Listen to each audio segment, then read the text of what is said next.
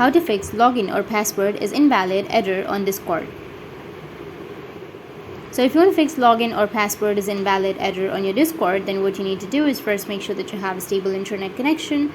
Once you have your internet connection, you just need simply open up your Google, and here you need to go with profile, which is on the top right. Tap on manage your Google account. Under that you will have security section. Tap on security. Under security you need to scroll all the way down, and then you will have manage passwords. Tap on it, and here you need to search for Discord, and you will have your Discord password right here.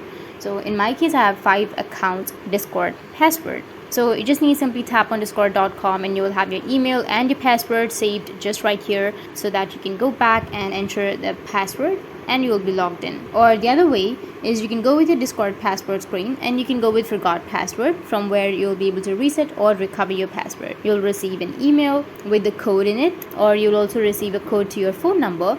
After entering that code, you will be able to reset or recover your Discord password. So these are the 2 ways on how you can fix login or password is invalid error on your Discord. And if you have any questions, feel free to comment below. Thanks for watching.